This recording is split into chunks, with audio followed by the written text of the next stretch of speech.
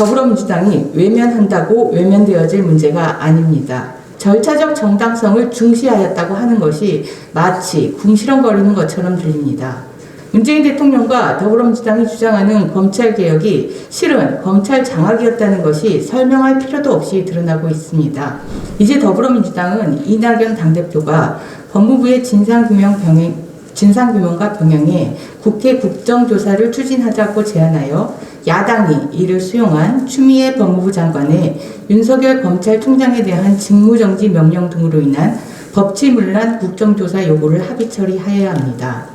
추미애 법무부 장관의 윤석열 검찰총장에 대한 감찰과 징계 요구, 직무정지 명령에 대해 법무부 자문기구인 감찰위원회는 만장일치로 윤 청장 징계 절차가 부적절하다는 내용을 의결했습니다. 서울행정법원은 윤석열 검찰총장의 집행정지 신청을 일부 받아들이면서 추미애 법무부 장관의 조치들이 적법한 절차를 거치지 않았다고 지적하고 검찰총장이 법무부 장관에게 맹종할 경우 검사들의 독립성과 정치적 중립성은 유지될 수 없고 법무부 장관의 검찰총장에 대한 지휘 감독권이 최소한에 그칠 필요가 있다고 강조하였습니다. 여론조사 기관 리얼미터가 추 장관과 윤 총장에 대한 국정조사 필요 여부를 물은 결과 필요하다는 응답이 59.3%로 필요하지 않다는 응답 33.43%보다 월등히 높았습니다.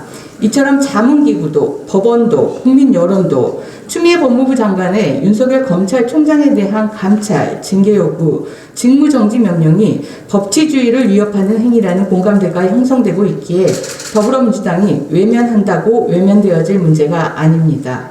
윤석열 검찰총장이 집행정지 신청 인용 이후 업무에 복귀하면서 언론을 통해 국민들에게 대한민국의 공직자로서 헌법 정신과 법치주의를 지키기 위해 최선을 다해 노력하겠다고 밝히는 모습이 법치주의의 수호자로서 신뢰를 주었습니다.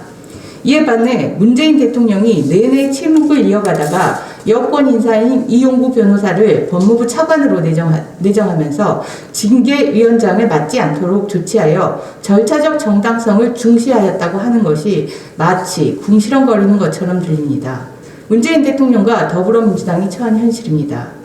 그런데 더불어민주당은 법치주의와 검찰의 중립을 훼손하는 행위에 대한 국정조사의 뒷공무니를 빼면서 고위공직자 범죄수사처장 추천 과정에서 야당의 비토권을 없애는 공수처 개정안을 단독 처리하려고 하고 있습니다. 문재인 대통령과 더불어민주당이 주장하는 검찰개혁이 실은 검찰 장악이었다는 것이 설명할 필요도 없이 드러나고 있습니다.